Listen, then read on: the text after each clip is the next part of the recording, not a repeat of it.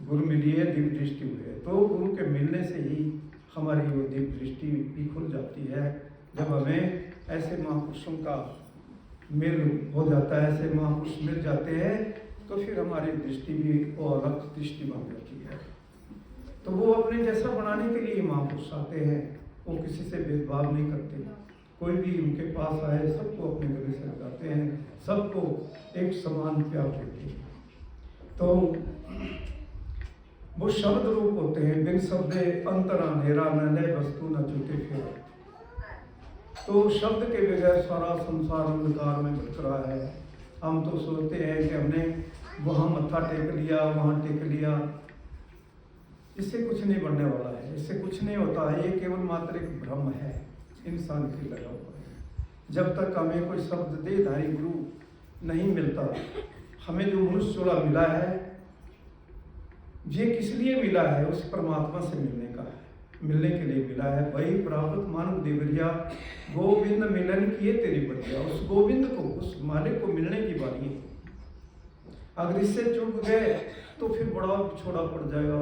फिर कीड़े मकोड़े, गधे घोड़े, पेड़ पौधे और अरबों खरबों युगों तक फिर भटकना पड़ेगा और फिर बहुत दुख क्लेश उठाने पड़ेंगे। फिर पता नहीं कब इस चोले की बारी आए, और फिर इस चोले की बारी अगर आ भी गई तो क्या पता महापुरुष, पूर्ण महापुरुष मिले ना मिले। हमारी तो वो आंख नहीं खुली जो हम पहचान लेंगे कि हाँ ये पूर्ण महापुरुष हैं। लेकिन पूर्ण महापुरुषों को हम तभी पहचान सकते हैं जो हमें बिठाते हैं और हमें अपने ही घर में पहुंचा देते हैं। घर में घर दिखाई दे सो सतगुरु पुरुष जान, 5 शब्द धुनकार धुन तय बाजे सब इंसान।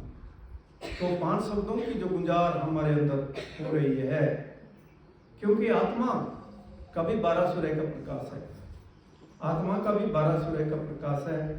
आत्मा ही तो परमात्मा है।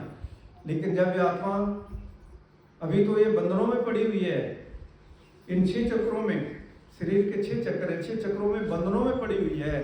लेकिन जिस दिन गुरु मिलता है, मिल जाता है, तो उसी दिन वो हमें स्वतंत्र कर देता है। लेकिन जितने ऋषि मुनि आज तक आए, सतयुग के अंदर आए, त्रेता युग में आए, द्वापर में आए, जितने भी ऋषि मुनि आए, उस समय तो 1 लाख वर्ष की आयु होती थी, 90 हजार वर्ष तक बैठे रहे, लेकिन चक्रों से ऊपर नहीं आ सके, यहाँ तक नहीं पहुंच सके, यहाँ तक नहीं पहुंच सके।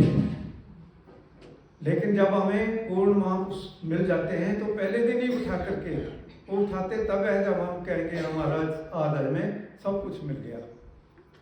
वो सब कुछ उसी समय मिल जाता है। पूरे गुरु की ये निशानी है जो हमें बिठाए और परमेश्वर का दर्शन करा दे। क्योंकि परमेश्वर का कोई रंग नहीं है, कोई रूप नहीं है, कोई वेख नहीं है, आपका भी कोई रंग रूप नहीं है। लेकिन ये संसार परमेश्वर ने बनाया है, इसमें 84 लाख जिया जून बनाए, उसमें सर्वश्रेष्ठ इंसान की हुई है। और इसमें बुद्धि भी है, विवेक भी है। अगर आए हैं तो कुछ फायदा उठा लो, ये इनको बाहर फेंक दो, इनका क्या फायदा है? ये तो काल के बनाए हुए हैं, इन्होंने तो दुख ही देना है, ये सुख नहीं देंगे। सुख तो महापुरुषों के अनमोल वचन देते हैं, और सुख नहीं मिलेगा, कहीं भी नहीं मिलेगा। आप कहीं भी चले जाओ, मेरे सतगुरु कहा करते थे कि भाई मैं तो कथा सुनने के लिए गया, तो कथा क्या होती है? कौवे की काय है, वहां क्या है, उसके पास क्या है, वो क्या देगा आपको? उससे कुछ नहीं मिलता।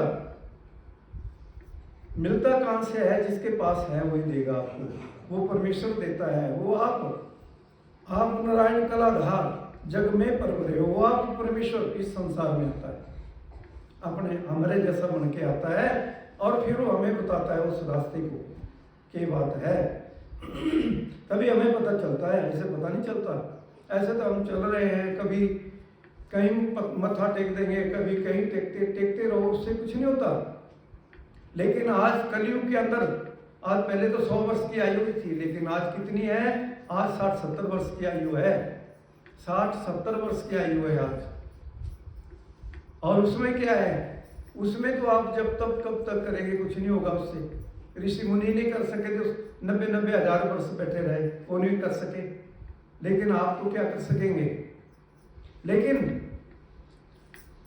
जब गुरु मिल जाता है तो फिर वो हमारे बंधनों को खोल करके हमें स्वतंत्र कर देता, हमारी आत्मा को स्वतंत्र कर देता है। आप मुक्त मुक्त करे संसार, सदा तिस जन को नमस्कार। जो आप मुक्त है वही हमारे बंधन खोल सकता है, सभी नहीं खोल सकते। तो गुरु जो है, गुरु के बगैर हमारा जीवन बेकार है। कलयुग केवल जो एक केवल है, कलयुग में न जप न तप न पूजा न पाठ न हवन, यह कुछ नहीं है, किसी का सहारा नहीं है, एक धोखा है इंसान के। कलयुग केवल नाम आधारा, सुमर सुमर नर उतर ही पारा।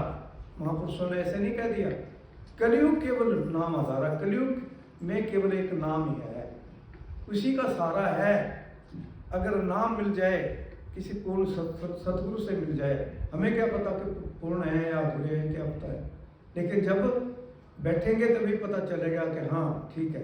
तो फिर मान जाओ, पूरा गुरु मिल गया तो फिर गुरु को पकड़ लो, गुरु को मत छोड़ो, फिर गुरु के हो जाओ। फिर संसार का जो भी रिश्ता नाता है, कोई भी है, भाई बंधु कोई भी है, सब छोड़ देते हैं, चिता तक के साथी होते हैं।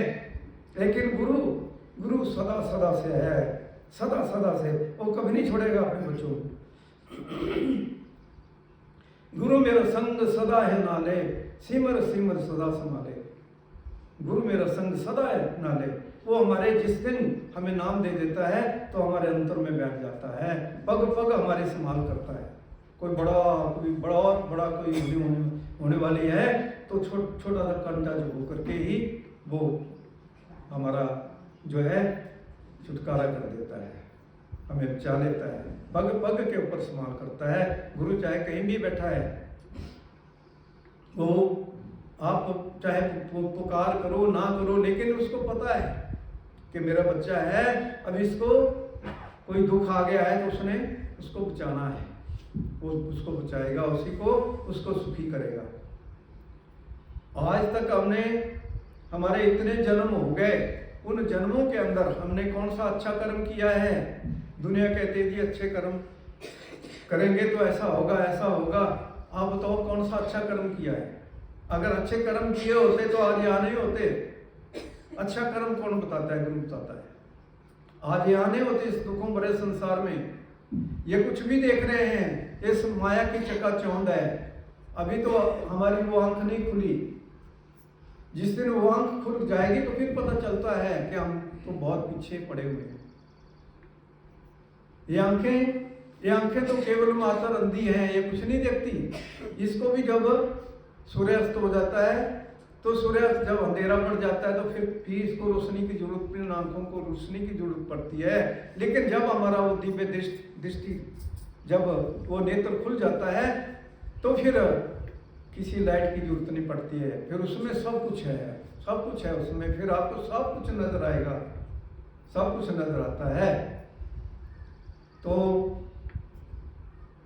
अभी तो हम अंधेरे में पड़े हुए हैं, गुरु मिलिए दिव्य दृष्टि हुई तो गुरु मिलता है तो फिर तभी हमारी वो दृष्टि दिव्य हो जाती है। गुरु का मिलना इस संसार में बड़ा दुर्लभ है, बहुत दुर्लभ है। लेकिन पूरा गुरु तो किसी भाग्यशाली को ही मिलता है।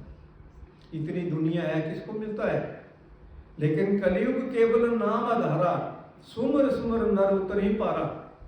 कलयुग के अंदर नाम ही है, तो उस नाम को जप करके, नाम को अगर 20 वर्ष हो गए, अगर उसी को जपते रहेंगे, आप सुमरी नहीं करते रहेंगे, आगे नहीं बढ़ेंगे तो क्या होगा? 3 कोर्स गुरु देता है। पहला सुमरिन का है, अगर सुमरिन के ऊपर बैठे रहेंगे आप सारी उम्र तो क्या होगा? कुछ भी नहीं होगा। फिर सुमरिन के बाद आपका ध्यान बढ़ना शुरू हो जाएगा, और फिर ध्यान बढ़ना शुरू हो गया तो फिर वो शब्द प्रकट होता है। फिर वो शब्द जिसको सार शब्द भी कहते हैं, वो फिर हमारी चेतना को, हमारी आत्मा को खींच करके अपने धाम में ले जाता है, खंडों ब्रह्मांडों में ले जाता है। फिर वहां जब आत्मा पहुंच जाती है तो फिर ये परिपूर्ण हो जाती है, आत्मा परमेश्वरी हो जाती है, परमेश्वरी है। जैसे सूर्य है, ये सूर्य है, सूर्य की किरण बिछड़ जाए तो फिर क्या है? फिर उसका कुछ नहीं है, फिर उसका कोई इलाज नहीं है, उसका बिछोड़ा ही फिर खत्म हो गया। अगर वो फिर सूर्य में मिल जाए तो सूर्य ही है, सूरज की किरण मिली, जल का जल किया राम, ज्योति ज्योत लड़ी, संपूर्ण किया राम। ब्रह्म जिसे ब्रह्म खानी, आत्म सारा करने हरा, प्रभु बिना आप न जानिए। तो फिर पता चलता है इंसान को कि आत्मा ने परमात्मा में मिलना है। जब आत्मा उस देश में पहुंच जाती है तो फिर आत्मा परमेश्वर को कहती है कि जैसा तू है वैसा मैं हूं। जब उस समुद्र को, उस सागर को, परमेश्वर तो एक वो अथाह व्यंत अपरंपार है, फिर वो कहती है कि जैसे तू है वैसा मैं हूं। फिर उसमें परमेश्वर में समा करके फिर परमेश्वर का ही रूप हो जाती है। वैसे भी परमात्मा ने किसी भी इंसान के ऊपर ऐसा नहीं है कि किसी को कम बख्शिश किया है, किसी को ज्यादा किया है, सबको परिपूर्ण बना करके भेजा हुआ है। लेकिन गुरु के बगैर कुछ नहीं मिलता। जिस दिन गुरु मिल जाता है और फिर हम कमाई कर लेते हैं, उस रास्ते के ऊपर चल पड़ते हैं, तो फिर हम परिपूर्ण परमेश्वर जैसे ही हो जाते हैं। फिर आप परमेश्वर ही हो गए। फिर आपने न आना है न जाना है, इस दुखों भरे संसार में नहीं आएंगे। फिर इस संसार में दुख है, दुख लगे हैं, क्लेश लगे हैं, बड़ी बड़ी घटनाएं हो रही है, कुछ हो रहा है, कुछ हो रहा है। सुखी कोई नहीं है, एक ना एक दुख न सबको, सुखी हर को दास। सारा संसार दुखी है, लेकिन दुनिया कहती है कि मेरा ऐसा है, मेरा ऐसा है, कोई किसी का नहीं है। तो दुनिया पाप कर्मों में लगी हुई है कि इधर से लूट लो, इधर से लूट लो, ऐसा कर लो। अरे कहाँ ले जाएंगे पता नहीं, कब वो श्वास निकल जाएंगे। वो श्वास कौन है? गुरु मेरे जान प्राण, गुरु मेरे जान प्राण, शब्द का दीना दाना, शब्द मेरा आधार, शब्द का मरण पिछाना। क्या गुण कहूँ शब्द का गुण ठिकाना, मनमत ठोकर खाए गए 84 खाना। तो हमारा जीवन का आधार कौन है? गुरु है। गुरु ही हमारी जान है, गुरु ही हमारे प्राण है। आरती में भी आपने गाया कि तुम हो एक अगोचर सबके प्राणपति, विषय विकार मिटाओ। एक बड़ी सुंदर बात कह दी कि परमेश्वर परमात्मा आप तो अगोचर हो, सबके प्राणों के आधार हो। लेकिन क्या कहा उन्होंने, महापुरुषों ने क्या कहा कि विषय विकार मिटाओ, पाप हरो देवा, कर संतन की सेवा। किसी संत सदगुरु की सेवा में आ जाओ, तभी आपका कल्याण हो सकता है। ऐसे नहीं हो सकता, ऐसे कुछ नहीं होगा। राम राम करने से कुछ नहीं होगा, राम नहीं आएगा। राम करने से कभी राम नहीं आता। राम आपके अंदर बैठा हुआ है, उसको देखना, उससे मिलना पड़ेगा। उससे मिलने के लिए आए हैं, उससे मिलने के लिए आए हुए हैं हम, लेकिन वो हमारे अंदर बैठा हुआ है। आप ऐसे वैसे नहीं है, आप जितने भी बैठे हुए हैं सब राम है। मैं तो सबको नमस्कार करता हूं, सब राम है। आप ऐसे नहीं है, लेकिन आपको पता नहीं। सब घट राम बोले, राम बिना को बोले रे, सब घट घट में वो धारा चल रही है। गुरु शब्द है, गुरु परमेश्वर जो है वो शब्द के रूप में है। उसका न रंग है, न रूप है, न रेख है, न भेख है। वो न राम है, न कृष्ण है, न कोई और है। उसका कोई रंग रूप नहीं है, वो तो शब्द है। वो व्यंत है, अपरंपार है। आपने सुना होगा महापुरुषों के पास जब कोई रानी थी, वो पहुंची वहां जाकर के और रविदास जी के पास कि महाराज मेरे ऊपर भी कृपा करो। तो उसने नाम ले लिया। तो वहां की रानी थी, लेकिन वो क्षत्राणी थी। तो कहने लगे भाई ये देखो, एक चमार के पास चमार को गुरु बना लिया, चमार को गुरु बना लिया। गुरु की कोई जात नहीं होती, आपकी कोई भी जात नहीं है। जाति पाति तो हमने बनाई है, काहू कर जाति काहू कर पाती, राम का नाम जपो दिन राती। लेकिन वो राम का नाम कौन है यही पता नहीं है। वो कौन है? वो कौन है? वो सुमिरन नहीं है, वो ध्यान नहीं है, वो शब्द है। उससे जुड़ जाओ, फिर देखो आपके रोम रोम से क्या धारा चलती है, क्या धारा चलती है। रोम रोम रस पीजिए, ऐसी रस ना होए, दादू प्यासा प्रेम का, प्रभु बिना तृप्ति ना होए।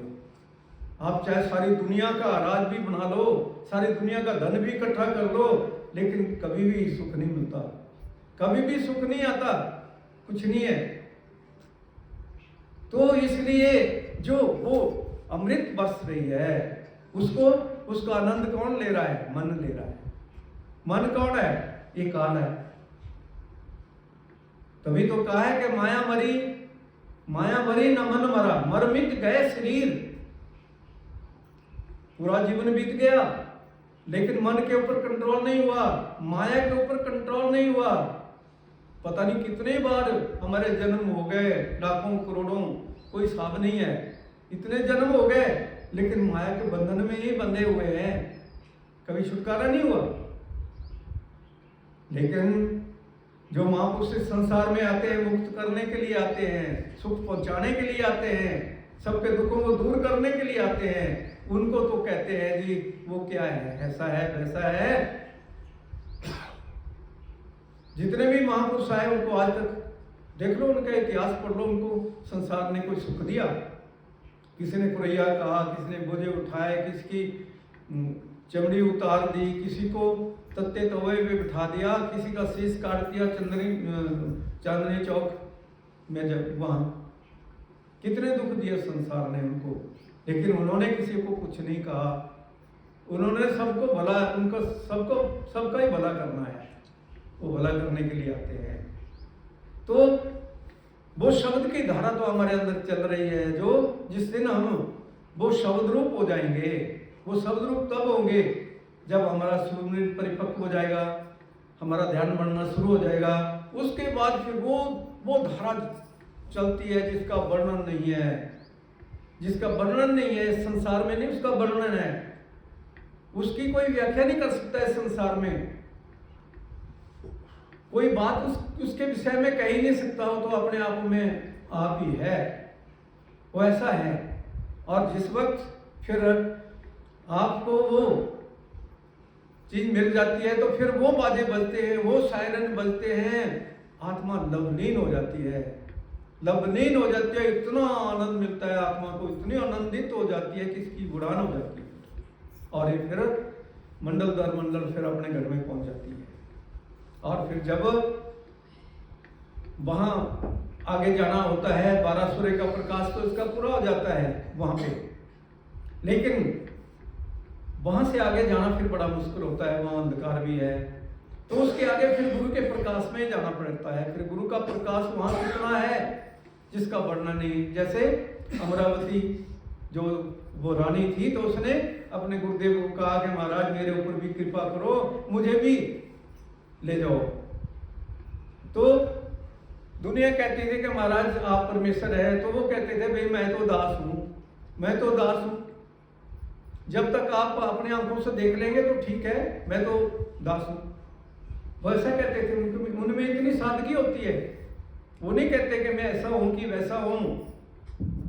तो जब उसके ऊपर कृपा हो गई, वो पहुंची वहां जाकर के, तो क्या देखा वहां?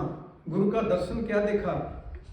तभी तो कहा है कि गुरु का दर्श तू देख रे, तिल आसन डार, शब्द गुरु नित सुनो रे, शब्द गुरु नित सुनो रे, मिल बासन जार। मैं तो फिर कहेंगे आप जब वहां दर्शन हो जाएंगे, फिर कहेंगे कि मैं तो गुरु पाइया जाऊं बलिहार।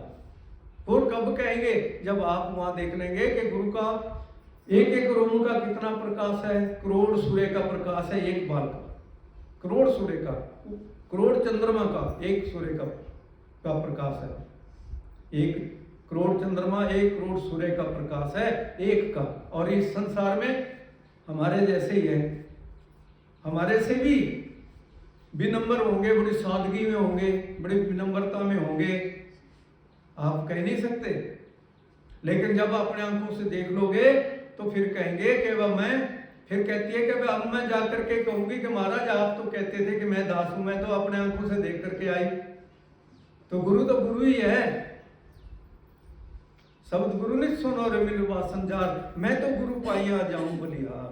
मैंने तो अब गुरु को पा लिया, मैं अब बलिहार जाने के कारण भाई, तो गुरु ही है, इतना कह सकते हैं। गुरु के विषय में और कुछ नहीं कह सकते, उसका कोई अंत नहीं है, कोई पारावार नहीं है, अपरंपार ही है गुरु। तो गुरु के साथ जब तक हमारी पूरी प्रीति नहीं जुड़ती, पूरा प्यार नहीं जुड़ता, तब तक धुन कैसे आएगी, तब तक उस शब्द के साथ हम कैसे जुड़ेंगे। अगर कोई एक है धोखे में आ जाए कि हमें नाम दे दो, बहुत ऐसे होते हैं, हमें नाम दे दो जी, चलो उनको शब्द भी आ गया, उनका ध्यान का भी बन गया, लेकिन जब फिर वही उसी काम में चले जाएंगे तो फिर वो चीज़ें बंद हो जाती है, वो नहीं आएगा, फिर शब्द नहीं आएगा। अगर मन में मैल है, आप उसमें मैल है, तो फिर सच्चाई कहाँ आएगी, सत्य कहाँ आएगा? तो ये चीज़ होती है। तो इसलिए मेरे सतगुरु परम संत ठाकुर सिंह जी महाराज बहुत बड़ी महान हस्ती थी, बहुत बड़ी महान हस्ती थी, बहुत। उनकी महिमा तो अपरंपार है, उनकी महिमा तो कोई कर ही नहीं सकता। महाराज कृपाल सिंह जी, महाराज श्याम सिंह जी, बहुत बड़ी महान सत्ता हुई है। और जितने भी पूर्ण महापुरुष आए तो उन्होंने भी संसार के भले के लिए कार्य किया, तो वो बहुत बड़ी महान सत्ता होती है, कोई ऐसे नहीं होते।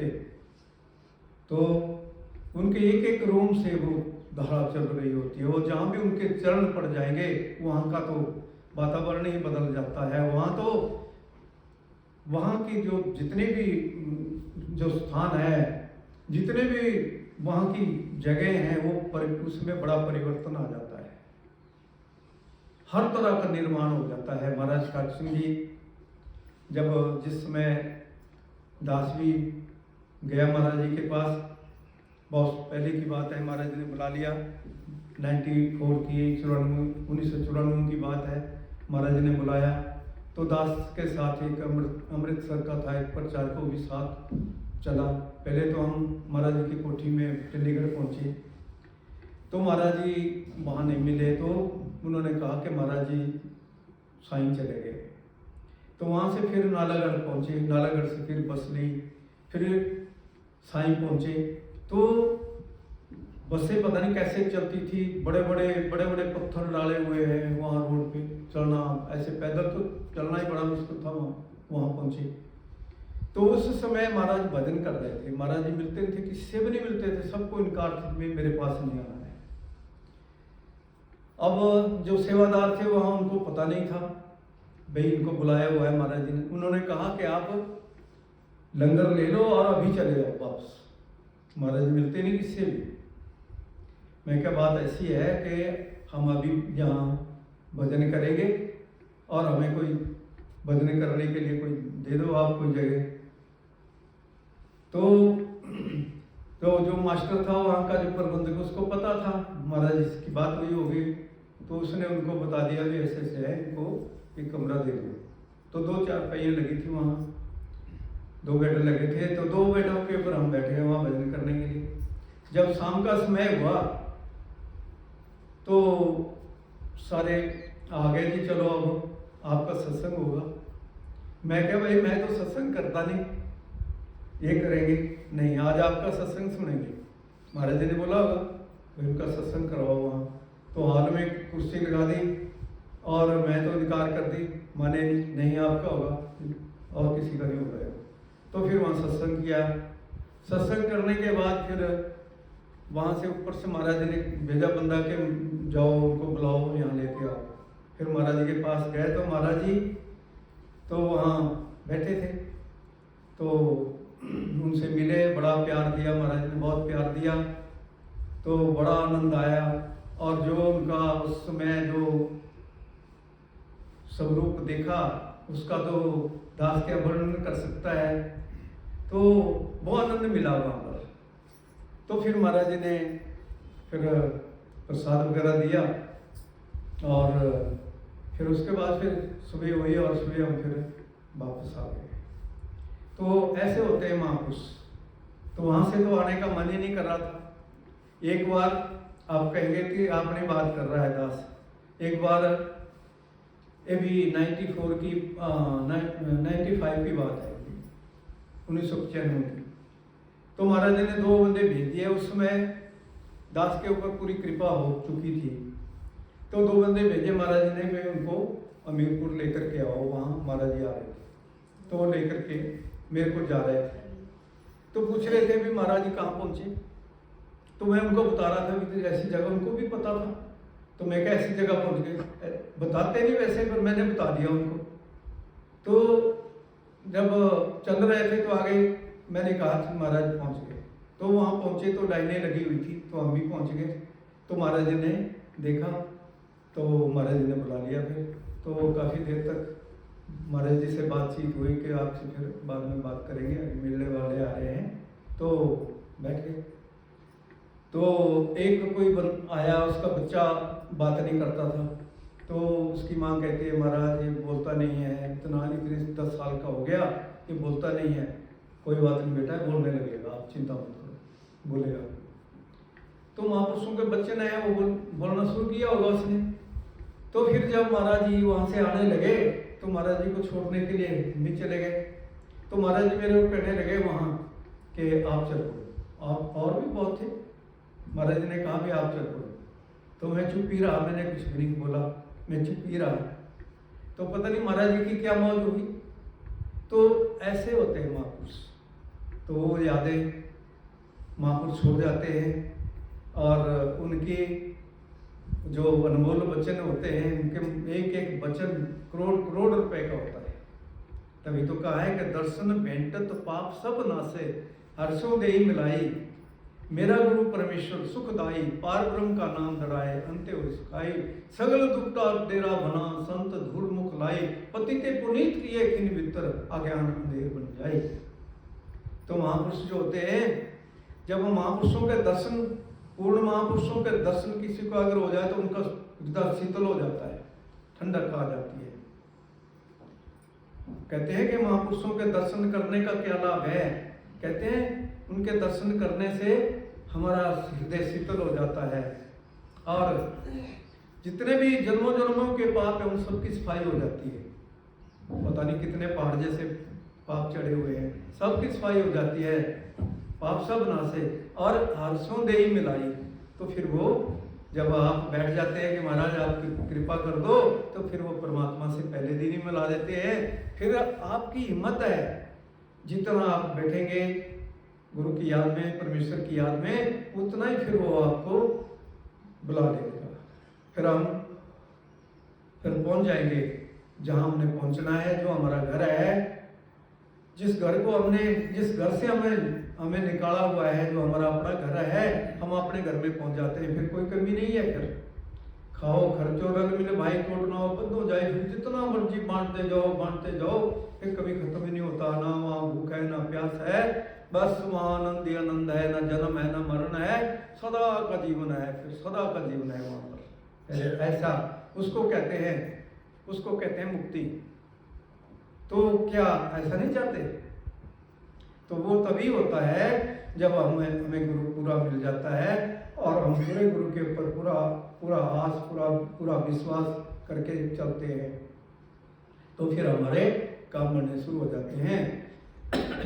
तो सकल दुख का डेरा बना जब संतों की धूली, जब हम पारब्रह्म के देश में पहुंच जाते हैं, तो वहाँ संतों की मंडलियां हैं, तो वहाँ संतों की चरणों की धूली है। जब उसमें लोटपोट हो जाते हैं, उसमें स्नान करते हैं, उनकी चरणों की धूली को लगाते हैं, तो हमारा जो जन्मों जन्मों के जितने भी पाप कर्म जो कुछ भी है सब खत्म हो जाते हैं, और मन भी मर जाता है, और माया भी मर जाती है, और फिर स्वतंत्र हो जाते हैं। फिर आनंददायक जीवन हो जाता है। फिर नहाना है न जाना है, फिर जब मर्जी आप इस संसार में आओ, दुनिया का भला करो, जब मर्जी आप फिर चले जाओ, बैठो और अपने घर में पहुंच जाओ जा करके। लेकिन इस चीज का पता किसी को नहीं चलता कि कब क्या हो रहा है, कहाँ क्या हो रहा है। इतना बड़ा कार्य होता है, लेकिन किसी को क्या पता कि कहाँ यहाँ क्या हो रहा है। कोई चीज होती है, लेकिन जब तक ना देखूं अपनी नैनी, तब तक ना देखूं गुरु की नैनी। जब तक आप अपनी आंखों से देखने वाले ना बन जाओ, तब तक विश्वास कैसे कर सकते हैं? तो अपनी आंखों के द्वारा देखने वाले बनो, क्योंकि आपका वो नेत्र खोल दिया है, और उसके लिए बैठो। यह जीवन तो पता नहीं कब खत्म हो जाना है, इस जीवन का सूर्य पता नहीं कब अस्त हो जाएगा। उससे पहले अंधकार पड़ने से पहले ही कुछ कर लो, नहीं तो फिर अंधकार पड़ गया तो फिर बहुत मुश्किल हो जाएगी। तो वाणी भी यही समझाती है कि भाई उस आनंददायक वाणी को सुनो क्योंकि पवित्र गुरु ग्रंथ साहब जी में उस शब्द को वाणी का है, आनंददायक वाणी, सुखदायक वाणी। तो उसको क्या कहा है कि आनंद सुनो बड़भागियो, आनंद सुनो बड़भागियो, कि कोई बहुत बड़ा भाग्यशाली है वो उस आनंददायक वाणी को सुनता है। आनंद सुनो बड़भागियो, सकल मनोरथ पूरे, आपके सारे मनोरथों की पूर्ति हो जाएगी जिस दिन आप उस वाणी को सुनेंगे। सकल मनोरथ पूरे, पार ब्रह्म प्रभु पाया। आप कहेंगे कि मैंने आज पार ब्रह्म प्रभु परमेश्वर को पा लिया आपने, पार ब्रह्म प्रभु पाया। उतरे सगल सूर्य, जितने भी आपके ऊपर गिलाफ चढ़े हुए हैं सब उतर जाते हैं, आत्मा निर्मल हो जाती है, निर्मल हो जाती है। कबीर मन निर्मल हुआ जैसे गंगा नीर, पाछे लागे हर फिरे, कहता कबीर कबीर, कबीर साहब कहते हैं। फिर ऐसा हो जाता है, फिर वो परमेश्वर फिर हमारे पीछे पीछे चलता है। वो इतना मीठा है, इतना प्यारा है, फिर वो छोड़ता नहीं है, फिर छोड़ता नहीं है। तो कहते हैं कि आनंद सुनो बड़भागियो, सकल मनोरथ पूरे, पार ब्रह्म प्रभु पाया। उतरे सगल सूर्य, दुख रोग संताप उतरे, कोई दुख नहीं रह जाता, फिर कोई संताप नहीं रह जाते। दुख रोग संताप उतरे, सुनी सच्ची वाणी। जब उस सच्चे सत्य शब्द को सुना तो फिर सारे दुख रोग खत्म हो गए। सुनी सच्ची वाणी, संत साजन बैठ तरसे, पूरे गुरु से जाने, सुनते पुनः कहते विविध, सतगुरु प्रिय भरपूरे, बिनमंत नानक गुरु चरण लागे, बाजे अनाथ पूरे।